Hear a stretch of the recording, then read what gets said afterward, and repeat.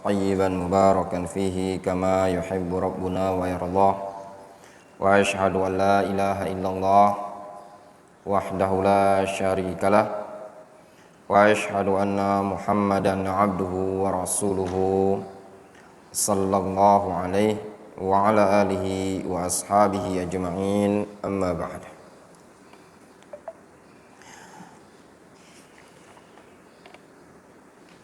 Pada pertemuan sebelumnya kita telah membahas di antara mahdzurat al-ihram adalah qatlus sayd, membunuh hewan buruan.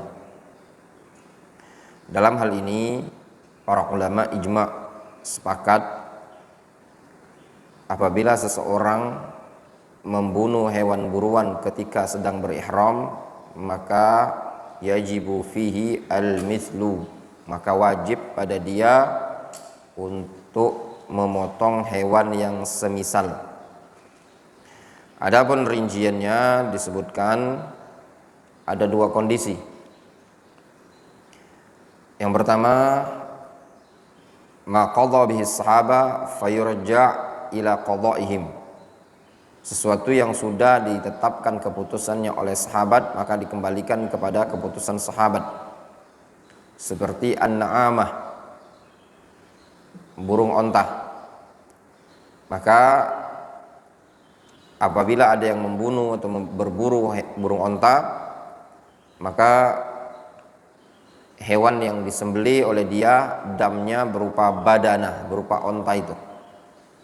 Sebagaimana diriwayatkan dari Abdullah bin Abbas bahwasanya Umar ibn Khattab, Ali ibn Abi Thalib, Utsman ibn Affan, Zaid ibn Thabit, mereka menyebutkan fin na'ama qatluhal muhrim badanatun minal ibil. Pada burung onta itu yang diburu oleh seorang muhrim, maka membayar satu onta badana. Alasannya kenapa? Alasannya kata Abdullah bin Abbas, ya, kata para ulama, karena burung onta itu mirip dengan onta, ya, mirip dengan onta, fitulil unuq wal hay'a was surah. Kemudian contoh yang kedua seperti al-hamam, yaitu burung darah atau merpati. Apabila seseorang berburu ketika sedang berihram, memburu burung darah atau merpati, maka dia wajib menyembeli syatun, kambing. Hakama bi Umar wa Utsman wa Ibnu Abbas. Alasannya kenapa? Li'annaha tushbihu syah fi abbil ma, karena burung darah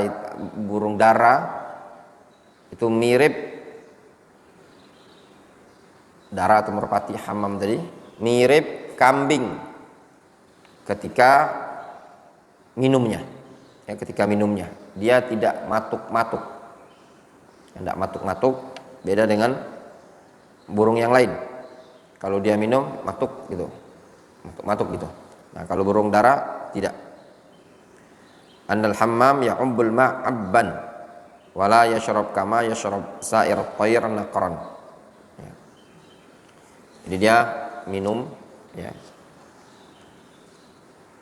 Alasannya tadi, kalau burung dara dia tidak seperti burung-burung yang lain. Kalau burung-burung yang lain kalau minumnya matuk-matuk, nah kalau dia tidak matuk-matuk, mirip dengan kambing, ya. Jadi nyocor bahasa kitanya, dia nyocor.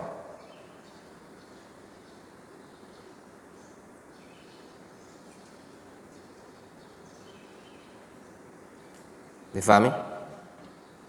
Kayak bebek gitu. Gitu. Tidak matuk-matuk dia.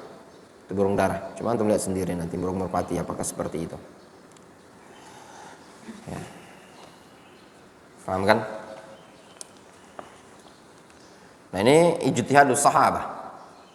Ijtihadus sahabah itu aula min ijtihadatina. Ijtihad sahabat itu jauh lebih afdal, lebih baik dibandingkan ijtihadnya kita-kita ini tadi.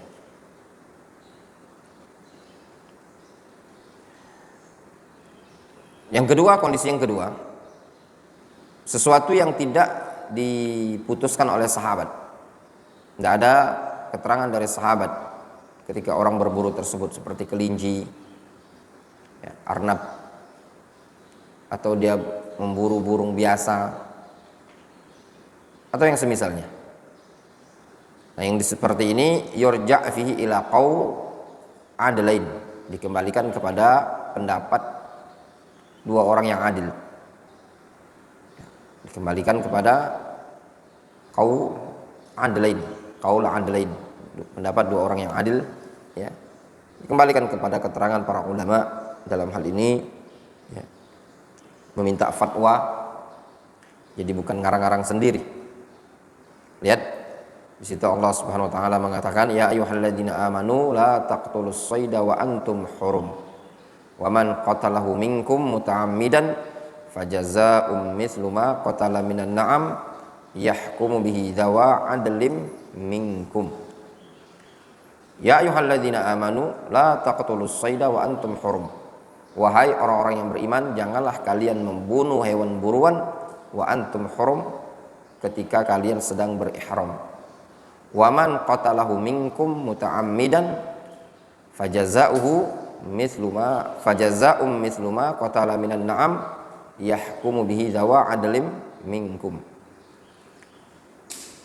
Maka siapa yang membunuh hewan buruan tersebut dengan sengaja, maka balasnya seperti apa yang dia bunuh, berupa an-na'am, berupa hewan ternak, baik onta, kambing ataupun sapi, nanti disesuaikan yahkumu bihi dzawa 'adlim minkum, maka diputuskan oleh dua orang yang adil dalam hal ini. Kemudian juga para ulama ikhtalafu fil khata'. Mereka berselisih pendapat terkait dengan orang yang khata', mukhti, ya, tidak sengaja membunuhnya. Mayoritas fuqaha mereka mengatakan orang yang al-amd awil khata' sawa'un fi luzumil kafarah. Mereka setara tentang kewajiban kafarah. Harus tetap bayar kafarah. Sebagaimana disebutkan oleh Imam Az-Zuhri, wa 'alal muta'ammid bil kitab wa 'alal mukhti bis sunnah. Bagi orang yang sengaja maka dalilnya Al-Quran, bagi orang yang keliru dalilnya hadis Nabi SAW. Namun dinukilkan dari Sa'id ibnu Jubair radhiyallahu rahimahullah, beliau mengatakan la tajibu kafaratus sayd biqatil khata' bal yahtas bil amad. Dari sini bisa kita ambil faedah, hati-hati bagi orang jangan sampai membunuh hewan buruan. Tidak diperbolehkan dia sendiri yang memburunya atau memberikan isyarat atau membantu orang yang berburu pada saat dia sedang berihram. Kemudian kita masuk pada al-mahdzur as-sabi', larangan yang ketujuh, aqdun nikah, akad nikah. Fala yajuzu lil muhrim ay yaqidahu li nafsihi wala li ghairihi. Tidak diperbolehkan bagi orang yang berihram untuk melakukan akad nikah, baik untuk dirinya ataupun untuk orang lain. Tidak diperbolehkan. Tidak boleh melakukan akad nikah untuk dirinya dan untuk orang lain. Wala yajuzu aqduhu li muhrimin wala ala muhrimatin. Tidak diperbolehkan akad tersebut bagi seorang laki-laki yang berihram ataupun bagi seorang perempuan yang berihram. Fi Sahih Muslim, disebutkan dalam Sahih Muslim an Nubaih ibni Wahab. Di sini disebutkan al-mahdzur as-sabi', ya, adalah akadun nikah, akad nikah.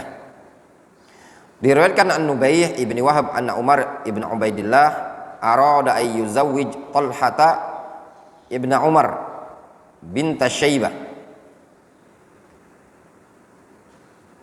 ibni Jubair. Farsala ila Aban ibni Utsman yahduru dzalika wa huwa amirul hajj.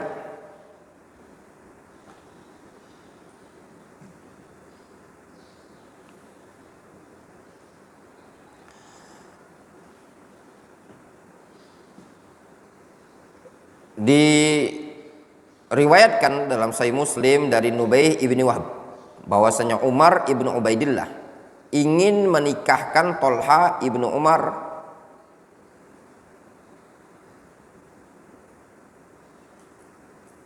binta Syaibah ibn Jubair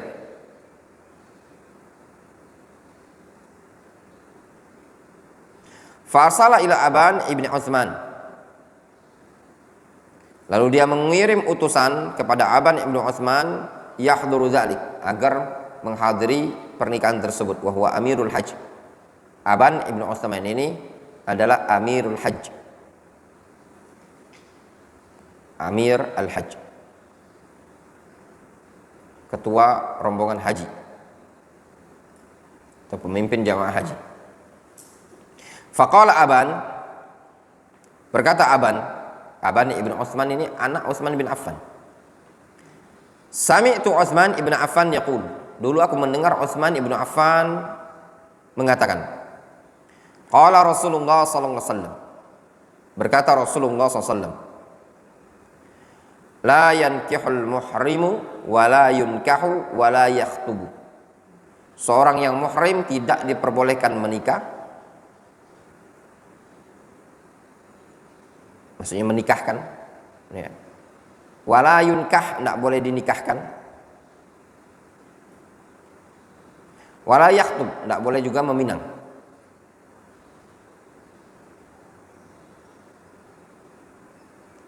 Orang yang muhrim la yankih wa la yunkah, tidak boleh dia menikah, wa la yunkah, tidak boleh dinikahkan, tidak juga boleh yakhtub, meminang. Fa idza aqadan nikah fal aqdu batilun wa la yasihhu. Kalau terjadi akad nikah maka akadnya tersebut batal, tidak sah. Wa laisa alaihi fidyah, namun tidak ada fidyah bagi dia. Jadi kalau akad nikah tidak ada fidyah, tapi nikahnya batal, ya, nikahnya batal.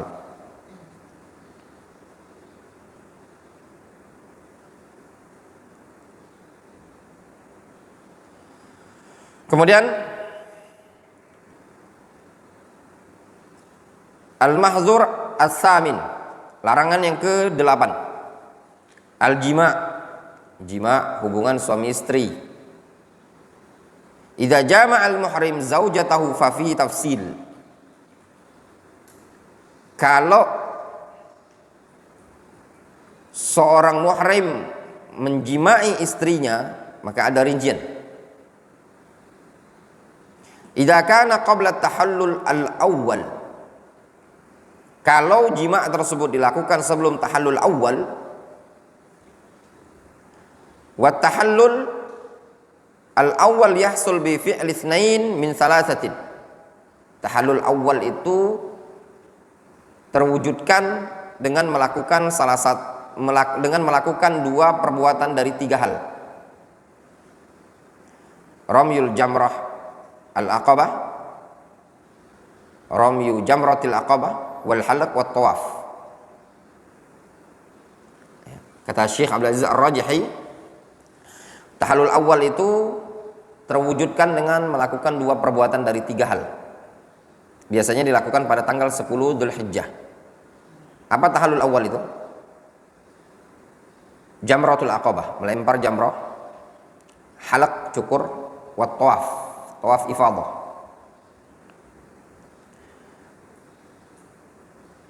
Nah, kalau dia lakukan jima sebelum melakukan amalan yang disebutkan di sini pada tanggal 10 Dzulhijjah, tarattaba alai umur arba'ah, maka mengandung konsekuensi dari 4 perkara.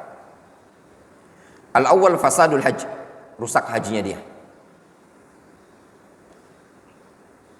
As-tsani yajibu alai ayyamdi fi haji al-fasid wa yutimmahu. Yang kedua, tetap dia harus melangsungkan hajinya tersebut walaupun rusak, dan dia sempurnakan. As-salis yajibu alai fidyah, wajib bagi dia bayar fidyah. Ar-rabi' qada'u hadzal hajj fil 'amil qadim, mengqadha haji ini pada tahun depan. Dia mengqadhanya tahun depan, punya kewajiban mengqadha sampai tahun depan. Jadi ada 4 konsekuensi. Hajinya rusak, wajib dia langsungkan, selesaikan. Kemudian wajib potong onta badana, yajibu alai badana, ya, wajib bayar badana, bukan fidyahnya badana ya, dam onta, dan membayarnya atau haji lagi dia tahun depan. Kata Syekh Abdul Aziz Ar-Rajihi, wala farqa ma baina qabla al-wuquf bi Arafah wa ba'dahu. Tidak ada beda dilakukan sebelum wukuf di Arafah ataupun setelah wukuf, sama saja. Wa qala Abu Hanifah, berkata Abu Hanifah, in jama'a qabla al-wukuf fasada hajjuhu. Kalau dilakukan hajinya sebelum wukuf, rusak hajinya. Wa in jama'a ba'dahu lam yafsud. Namun kalau dilakukan setelah wukuf maka tidak rusak. Ini pendapat Abu Hanifah. Namun yang dikuatkan oleh Syekh, mau dilakukan sebelum wukuf atau setelah wukuf di Arafah, intinya hajinya rusak. Namun Abu Hanifah berpandangan kalau dilakukan setelah wukuf di Arafah maka tidak rusak hajinya. Berarti malam Muzdalifah, pada malam mabit di Muzdalifah dia jima dengan istrinya. Ini menurut Abu Hanifah yang tidak rusak hajinya. Namun jumhur mengatakan hajinya juga rusak. Wa amma idza kana al-jima' ba'da tahallul al-awwal. Adapun kalau jima' tersebut dilakukan setelah tahallul awal, fal hajju sahihun lakin alaihi syatun yadhbahuha. Kalau jima' tersebut dilakukan setelah tahallul awal maka hajinya sah. Akan tetapi wajib dia potong kambing untuk dia sembelih. Wal amdu wan nisyan fil wat'i sawaun. Orang yang sengaja ataupun orang yang lupa dalam hal jima' ini hukumnya sama. Wa mimman qala in amidal wata' wa inna amdal wat'i wa nisyanahu sawa. Di antara para ulama yang menyatakan bahwasannya kesengajaan berjima ataupun karena lupa itu hukumnya sama. Yang menyatakan seperti ini adalah Abu Hanifah wa Malik wa Syafi'i fi qadimi qawlaihi, seperti Abu Hanifah, Malik, Syafi'i dan waqala fil jadid. Demikian juga Imam mengatakan, ana ulangi, yang menyatakan seperti ini adalah Abu Hanifah, Malik dan Syafi'i pada pendapat lama. Waqala fil jadid, adapun pendapat baru al-Imam Syafi'i, la yafsud al-hajj wa la yajibu alaihi syai'un min ma'an nisyan wal jahl. Adapun pendapat baru al-Imam Syafi'i, beliau mengatakan tidak rusak hajinya dan tidak wajib bagi dia membayar sesuatu apapun kalau dia lupa atau tidak tahu ilmunya. Lianna ibadatun yajibu bi ifsadiha al-kaffara, ya. Faftaraqa fiha wat'ul 'amid wan nasi kas-shaum. Dikarenakan umroh atau haji ini tersebut adalah suatu ibadah yang wajib, ya, bi ifsadiha al-kaffara, yang wajib membayar kafarah tatkala dirusak, ya. Maka ada perbedaan antara wat'ul amid, jimaknya orang yang sengaja, dengan orang yang lupa. Kasau, mirip seperti puasa. Itu alasannya tadi. Kesimpulannya, dari apa yang kita baca di pagi hari ini, kesimpulannya untuk akad nikah tidak diperbolehkan bagi orang yang ihram. Kalau dilakukan oleh dia maka akadnya batal, namun tidak perlu bayar fidyah. Tidak perlu bayar fidyah. Nabi SAW melarang akad nikah. La yankihul muhrim wa la yunkah wa la yakhtub. Orang yang berihram tersebut tidak boleh dia menikah, tidak boleh dinikahkan, tidak juga diperbolehkan melamar, meminang.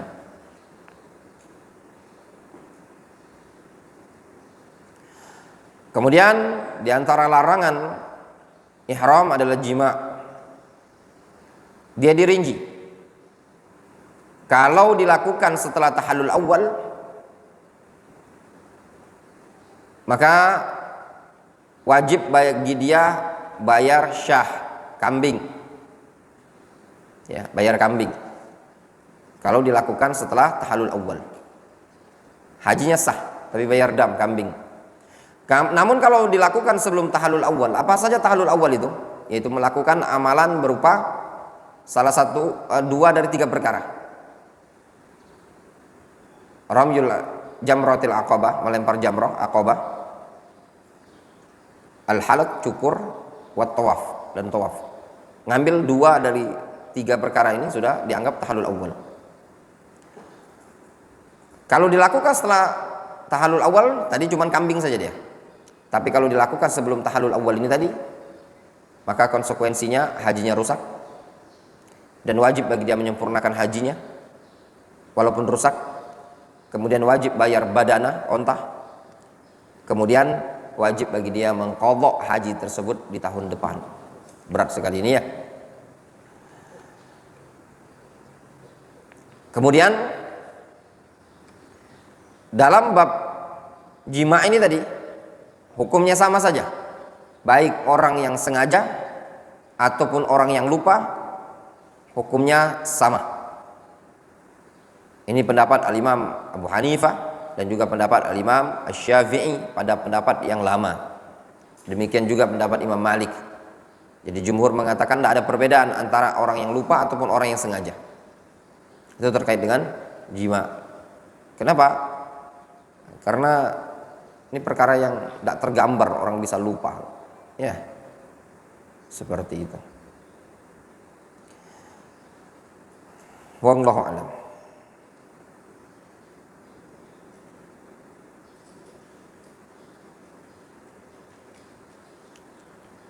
Al-Mahdzur At-Tasi', larangan yang ke-9.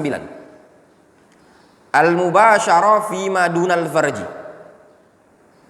Al-mubasyarah, bercumbu, bermesra dengan istri selain kemaluannya. Wahya dunal jima', maknanya itu bukan jima'. Jadi dia cuma berpelukan, berciuman, bercumbu dengan istrinya. Fa idza lam yunzil fa inna hajjahu la yafsud bidzalika wa alaisyah. Kalau tidak sampai keluar sperma, maka hajinya itu tidak rusak, tapi wajib bayar kambing. Wa amma in anzala fa alai badana. Namun kalau sampai keluar sperma, maka wajib bayar onta.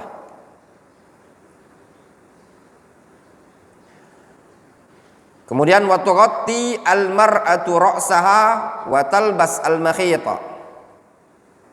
Wanita menutup kepalanya. Wa talbas al makhita.